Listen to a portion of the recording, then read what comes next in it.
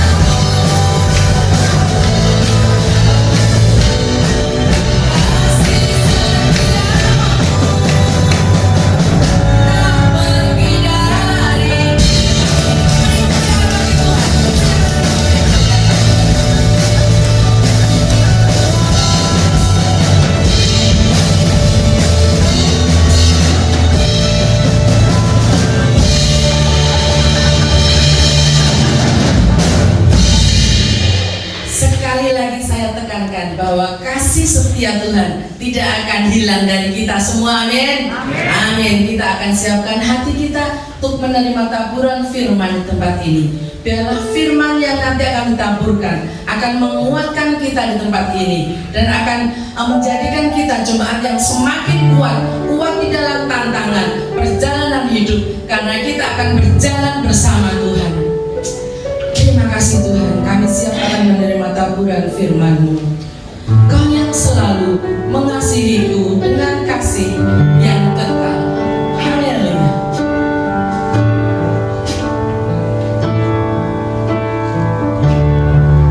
Kau yang selalu mengasihiku dengan kasih yang kekal.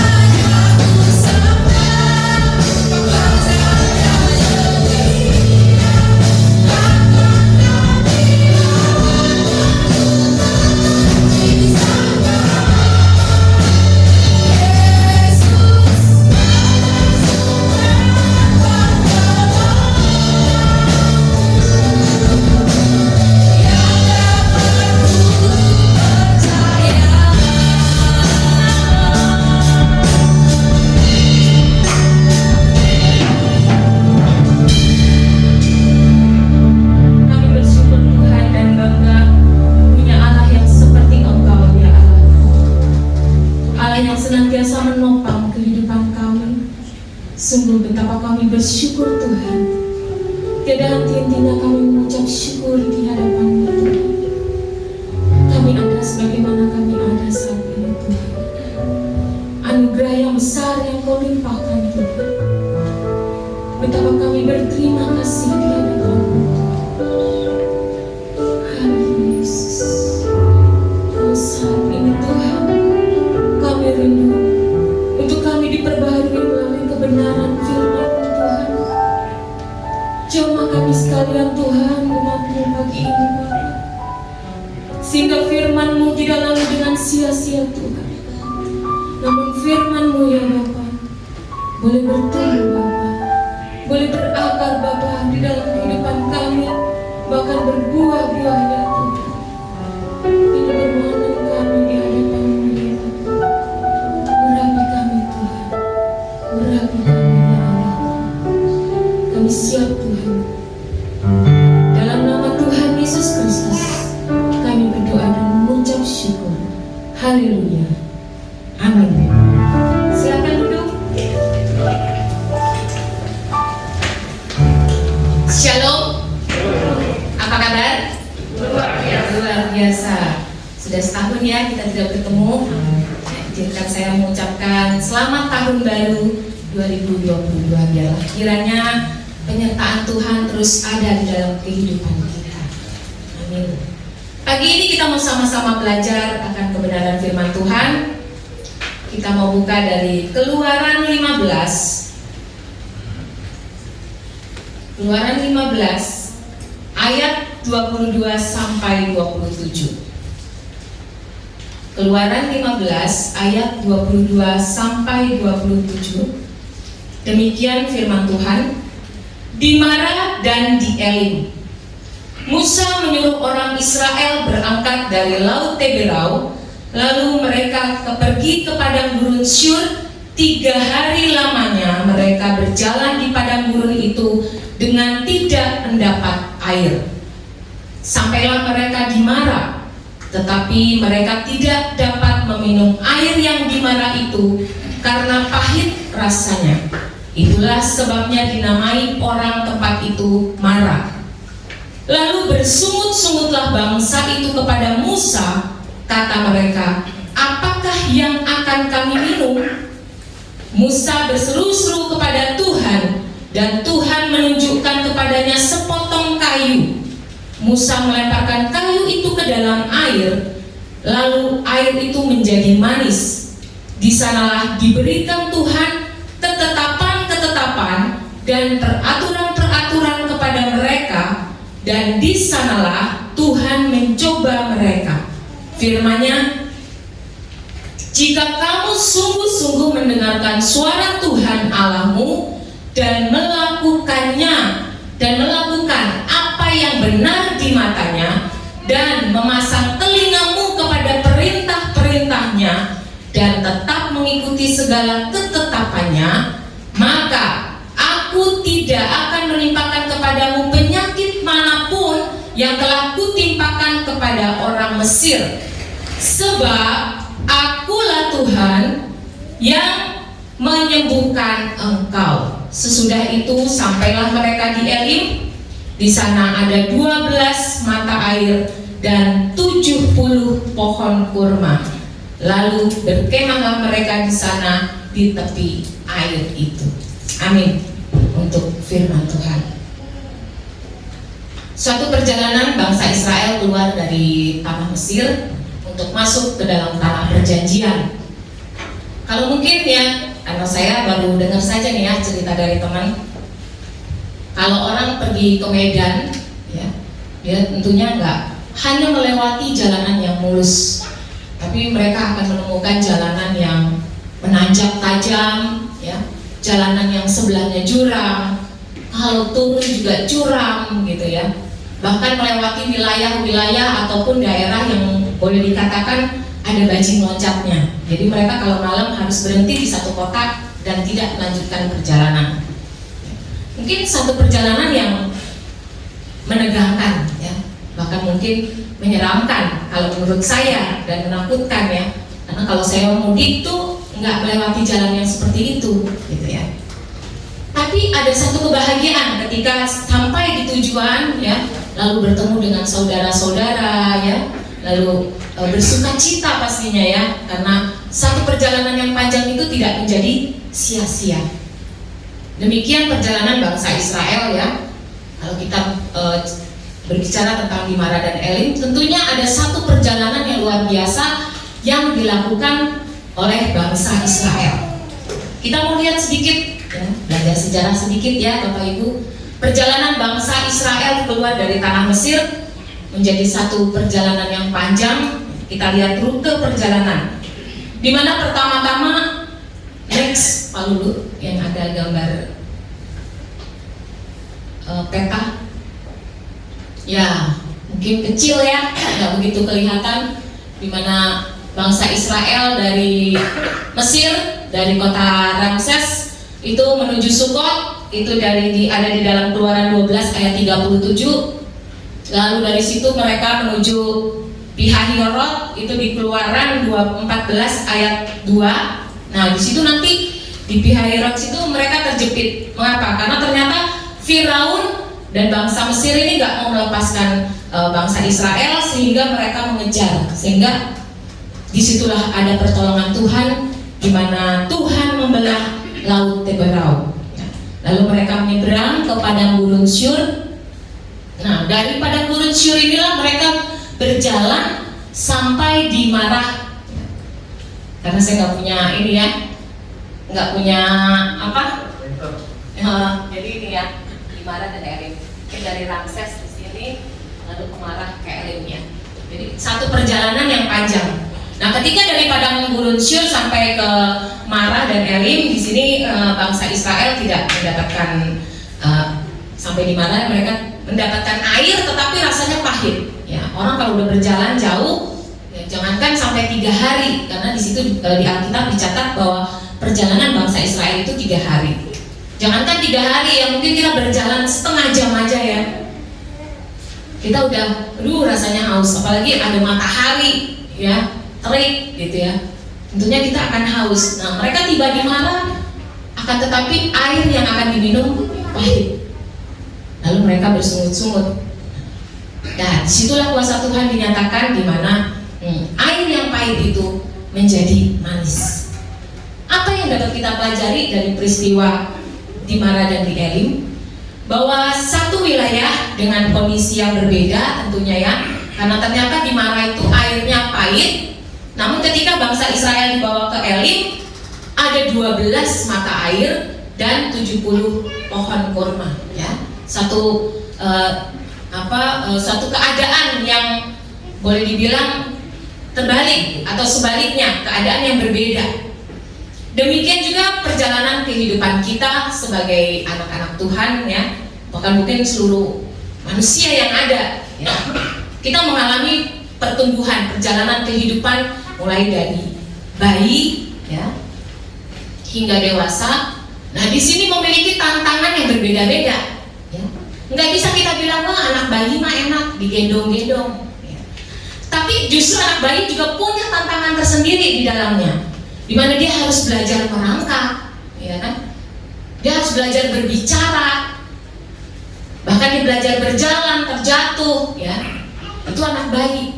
Ketika masuk di dunia kanak-kanak pun memiliki tantangan yang baru, yang lain lagi, nggak seperti anak bayi.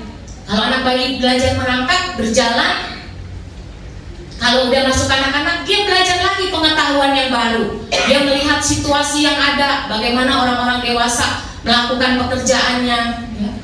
Bagaimana dia harus berkembang secara motorik, ya. Nanti masuk ke dunia sekolah, sekolah dasar misalnya, ya, dia mulai dengan tantangan yang baru, belajar hal-hal yang baru, diisi pengetahuannya, ya. Belajar itu kan nggak enak, ya. Ada hal yang harus dihafalkan, ya. Berhitung itu pakai, istilahnya pakai otak, gitu, ya. Itu tantangan yang baru buat anak-anak yang baru masuk kelas 1 SD, baru belajar tambah-tambahan, nanti ditambah lagi pengurangan yang ratusan, ya, ditambah lagi, itu pengalaman yang baru, tantangan yang baru buat anak itu. Nanti kalau udah dewasa, merasa bahwa itu bukan tantangan yang baru, tapi untuk step itu adalah tantangan yang baru. Kemudian masuk lagi di dalam dewasa, ya, setelah lulus ada tantangan yang baru, di mana harus mendapatkan pekerjaan, ya, tantangan untuk mencari jodoh yang seimbang, seiman, ya. Tantangan di dalam ketika masuk, ya, orang dewasa itu masuk di dalam pernikahan, ada tantangan lagi yang baru, ya. Tantangan bersama dengan permasalahan dengan pasangan, bahkan nanti dengan anak-anak. Nggak sampai di situ, ketika masuk di dalam usia senja ada tantangan yang baru. Kenapa? Biasa usia senja sudah mulai ada sakit penyakit, ya. Udah mulai di dalam kesendirian. Biasanya di usia senja itu kan teman-teman udah pada nggak ada, ya. Saya ingat sekali opa waktu itu bilangnya, teman saya si A udah nggak ada, si B udah nggak ada, gitu. Karena biasa dia telepon temannya, gitu ya. Nah itu adalah tantangan di usia senja dengan kesendirian. Nanti masuk lagi di dalam boleh dibilang udah res, ya, udah dipanggil Tuhan, ada tantangan baru di dalamnya. Hidup kekal bersama Bapa di surga atau kebinasaan kekal. Jadi di dalam setiap kehidupan kita, ya, di dalam lingkup kehidupan kita itu ada tantangan di dalamnya. Nah, di Mara dan Elim ini memberikan kita satu gambaran bahwa hidup itu penuh tantangan. Ada hal-hal baru yang akan kita terima. Untuk itu, bagaimana kita dapat melewati perjalanan yang penuh dengan tantangan? Yang pertama, kita perlu percaya. Mungkin next slide yang selanjutnya, ya, gambaran aja mungkin di YouTube akan banyak, ya, bagaimana gambaran di Elim, bagaimana gambaran di Mara, ya. Next, ini tadi. Nah, kita sampai di sini. Bagaimana agar kita dapat melewati perjalanan yang penuh dengan tantangan? Yang pertama, kita perlu percaya, ya. Kalau tadi di ayat 26, ya, di bagian akhir dikatakan, sebab akulah Tuhan yang menyembuhkan engkau. Di sini perlunya kepercayaan bahwa sebab akulah Tuhan. Kita percaya bahwa Tuhan itu ada, Tuhan itu real. Dia pemilik alam semesta, Dia yang mengatur alam semesta. Di sini kepercayaan kita, yang poin pertama yang harus ada adalah kita percaya Allah itu ada. Ya. Kalau ada aliran yang nggak percaya Tuhan, ya, itu ateis. Ada, dia nggak percaya bahwa Tuhan itu ada. Tapi kita sebagai umat Tuhan, hal yang pertama adalah kita percaya bahwa Tuhan itu ada. Dia real, dia nggak fata morgana. Selanjutnya kita percaya bahwa Tuhan yang ada itu adalah Tuhan yang bersama-sama dengan kita. Tuhan yang menyertai kita, Dia tidak pernah meninggalkan kita. Maka dikatakan tadi pujiannya, Kau selalu hadir saat aku rindukan. Dia selalu ada bersama-sama dengan kita. Dia tidak pernah meninggalkan kita. Itu di dalam Ibrani 13 ayat 5 dikatakan, Aku, di sini Tuhan, ya, Aku sekali-kali tidak akan membiarkan engkau, dan Aku sekali-kali tidak akan meninggalkan engkau. Jadi Tuhan yang nyata itu, Tuhan yang real itu akan selalu menolong kita. Dia menopang kita.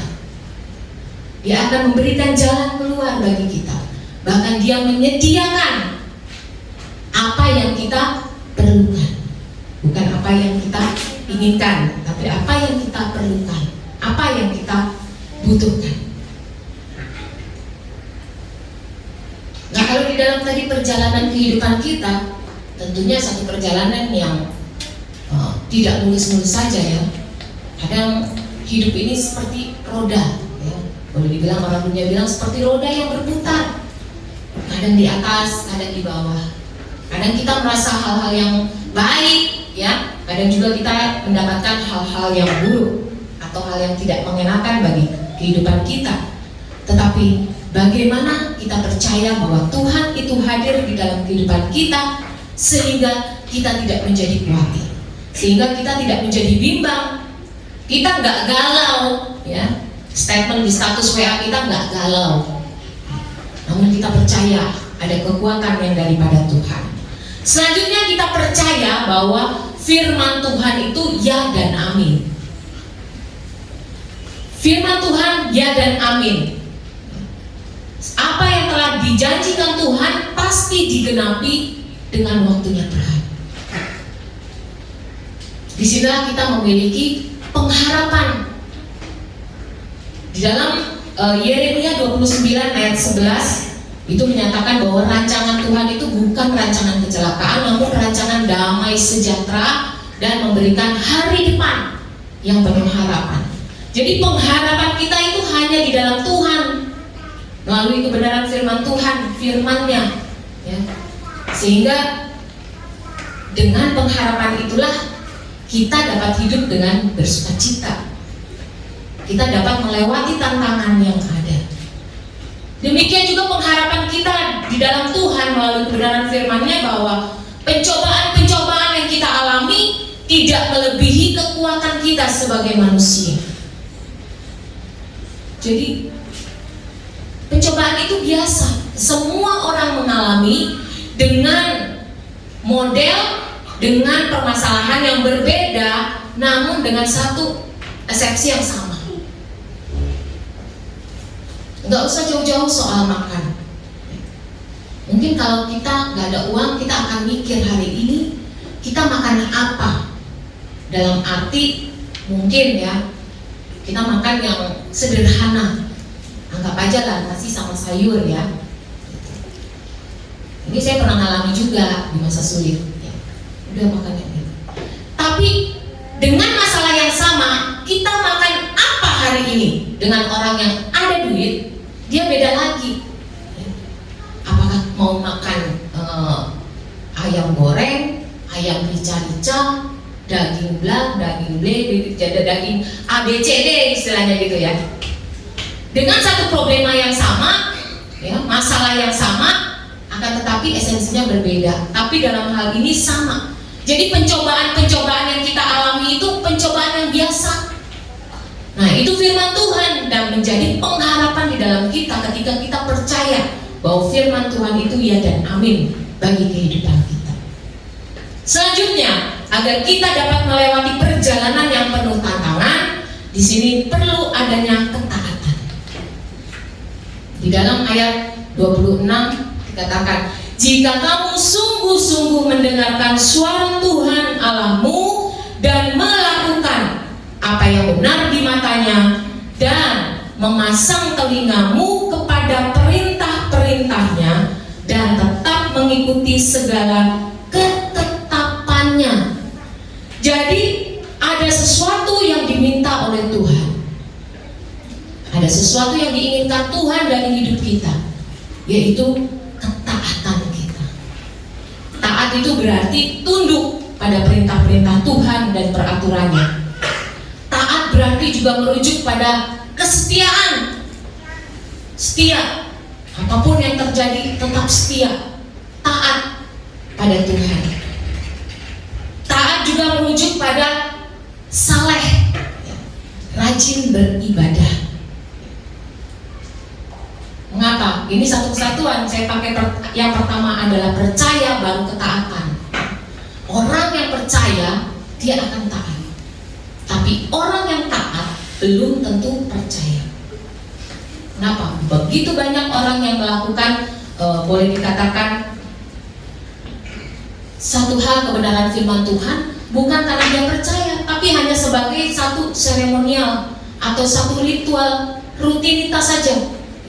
Makanya Tuhan mengecam itu di dalam Matius ya, bahwa mengecam kepada ahli-ahli Taurat itu bagaimana mereka seperti kuburan yang dilabur oleh cat gitu ya, yang putih, yang nampaknya bersih, tapi di dalam, karena mereka melakukannya bukan atas dasar percaya, tapi atas dasar satu ritualisme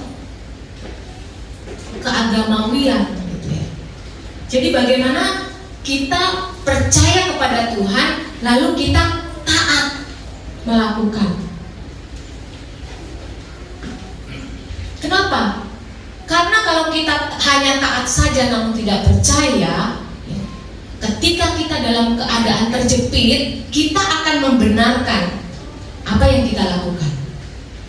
Tapi ketika kita percaya lalu kita taat, ketika kita dalam keadaan terjepit sekalipun, kita akan tetap memegang kebenaran firman Tuhan.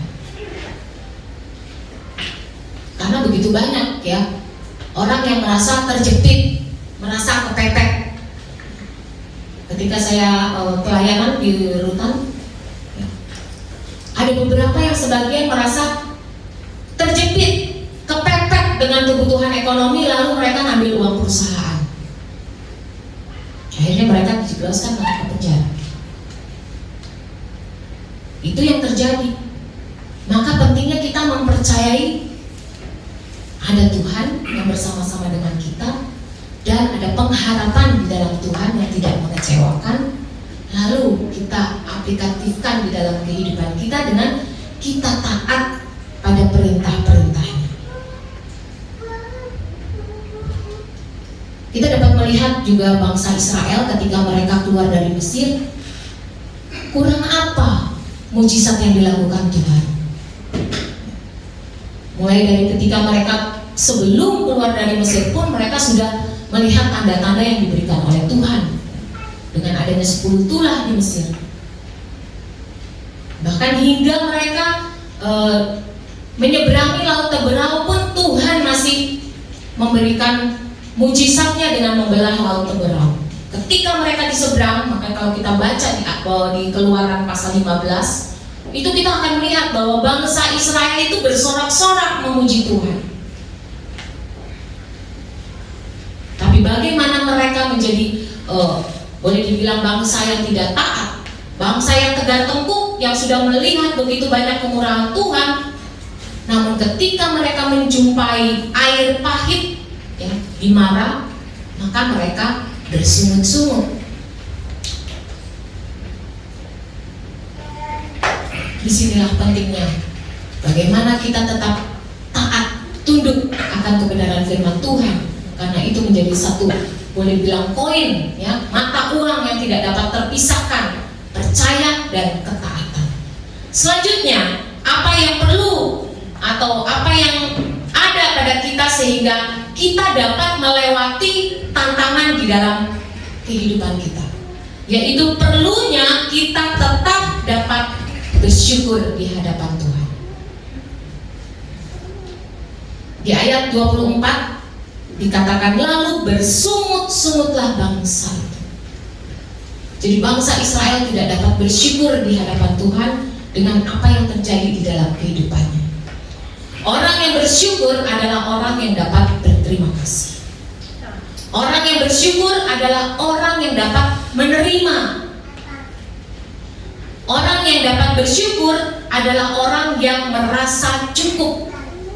Apa yang ada padanya cukup. Mungkin kita akan berkata, oh iya, bisalah dia mengucap syukur karena dia punya A, B, C, D. Bisa kita mengucap syukur ketika mungkin perekonomian kita membaik. Kita dapat mengucap syukur mungkin ketika kita bisnis kita, karir kita baik, pekerjaan kita baik, keluarga kita baik, anak-anak yang berhasil. Tapi ternyata bersyukur adalah sikap hati untuk berterima kasih. Jadi bersyukur itu tidak terganggu atau tidak dipengaruhi oleh keadaan yang ada. Itu adalah sikap hati. Bagaimana kita dapat mensyukuri nikmat Tuhan, berkat Tuhan itu. Saya sangat suka dengan falsafah Jawa ya. Mungkin saya juga pernah tulis di status WA saya, nrimo ing pandumi Gusti. Bahwa kita menerima apa yang sudah diberikan Tuhan. Nah, kalau kita bisa menerima apa yang ada pada kita, besar kecilnya, kita akan dapat mengucap syukur. Mungkin Bapak Ibu pernah ya di rumah ngasih cadong, ngasih uang jajan itu ke anaknya ya. Saya pernah tuh ngasih anak saya, dia minta uang buat jajan, saya kasih 5.000. Saya tahu dia pasti akan beli es krim yang harganya 5.000. Tapi pernah di satu ketika waktu saya kasih, dia jawab, ya kok cuma 5.000 sih Mami? Artinya apa? Ada satu kekecewaan, dia merasa kok cuma 5.000 gitu ya. Reaksi kita sebagai orang tua kan sepertinya langsung, bukannya biasa saya kasih 5.000 gitu ya kan? Tapi kita nggak ungkapin. Nah, mungkin ternyata saat itu dia pengen beli yang lainnya gitu ya, yang harganya lebih dari 5.000. Demikian juga dengan reaksi kita kepada Tuhan. Ketika Tuhan cuma kasih kita 3, ya, Tuhan cuma kasih kita dengan keadaan yang demikian, kita bisa bilang nggak sama Tuhan, terima kasih Tuhan, atau kita jawab sama Tuhan, ya Tuhan, kok cuma ini ya? Bisa nggak kita jawab terima kasih Tuhan? Itulah ucapan syukur. Nah, syukur itu sikap hati. Kita mau terima berapapun yang ada di tangan kita, bisa nggak kita mengucap syukur? Atau malah kita berbalik, ya kok cuma gitu ya. Jadi kalau dikatakan tawarik, bersyukurlah kepada Tuhan sebab Ia baik, bahwasanya untuk selama-lamanya kasih setianya. Bahwa besar kecil berkat yang Tuhan berikan bagi kita tidak mempengaruhi kita untuk kita tidak mengucap syukur di hadapan Tuhan. Karena nafas hidup yang Tuhan berikan bagi kita itu lebih dari cukup. Amin, Bapak Ibu. Berapa banyak ya orang yang perlu oksigen ya. Bahkan nih pandemi Covid ini benar-benar mengguncang. Kenapa? Karena orang yang boleh dibilang banyak duit pun gak bisa bayar oksigen kalau memang gak ada. Jadi betapa bersyukurnya kita. Yang termahal itu Tuhan kasih kepada kita dengan gratis. Jadi pagi ini kita mau belajar dari bangsa Israel di Mara dan di Elim, bahwa perjalanan kehidupan kita itu pasti banyak tantangan. Namun satu hal kita percaya, bahwa kalau kita percaya kepada Tuhan, kita percaya Tuhan itu ada, kita percaya Tuhan itu real, nyata di dalam kehidupan kita, yang selalu bersama-sama dengan kita, dan Dia memberikan pengharapan di dalam kehidupan kita, maka kita tidak akan khawatir akan hidup ini. Ketika kita hidup dengan taat di hadapan Tuhan, mencari perkenanan Tuhan, bukan mencari perkenanan manusia, kita percaya pasti Tuhan memberikan yang terbaik atas hidup kita. Dan kita belajar pagi ini untuk terus dapat mengucap syukur apapun keadaan yang kita alami saat ini. Karena kita percaya bahwa Tuhan itu tidak pernah lalai menepati setiap janjinya atas umat percaya. Amin untuk firman Tuhan. Kita mau bangkit berdiri di hadapan Tuhan. Engkau ada bersamaku di setiap musim hidup. Menjadi satu pengakuan kita di hadapan Tuhan, bahwa Ia senantiasa bersama-sama dengan kita apapun keadaan kita. Dia selalu menopang dan menolong. Haleluya. Kami percaya di hadapan Tuhan, Engkau ada bersama-sama dengan kami dalam setiap hari-hari yang kami lalui, dalam setiap tantangan yang kami hadapi. Kami percaya kasih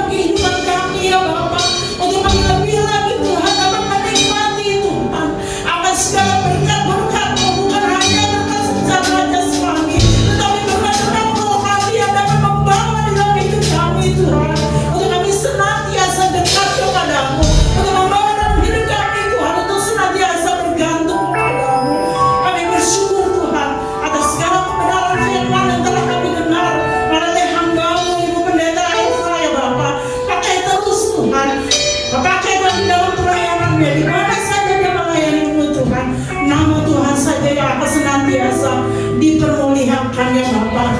Kami sungguh bersyukur dan berterima kasih kepada-Mu Tuhan. Kalau Engkau masih memberikan Tuhan kepada kami Tuhan segala kebenaran-kebenaran firman yang menuntun dalam kehidupan kami, untuk kami senantiasa Tuhan memiliki ketergantungan sepenuhnya ke dalam tangan-Mu ya Bapa.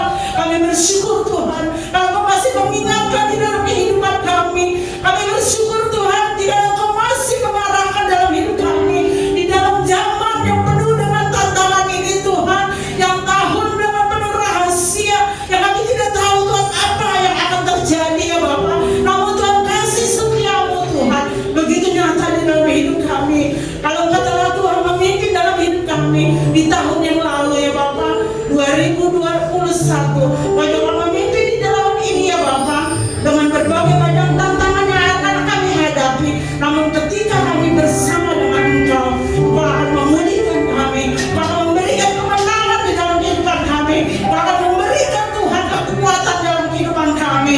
Ajar kami Tuhan untuk menjadi anak-anak-Mu yang senantiasa bergantung padamu. Bapa yang di surga, pada kesempatan pagi ini kami berdoa Tuhan buat Bapak Gembala kami pada saat ini sakit Tuhan. Kami juga berdoa Tuhan buat mama daripada Ibu Rianti di kampung Tuhan, yang pada saat ini juga sedang dirawat di rumah sakit akan menjalani operasi.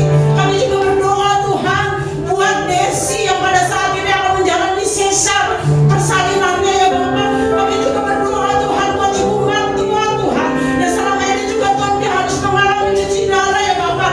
Mungkin kami juga tidak dapat menyebutkan saudara-saudara kami yang lain Tuhan, yang mereka juga dalam Tuhan perawatan atau sakit ya Bapak.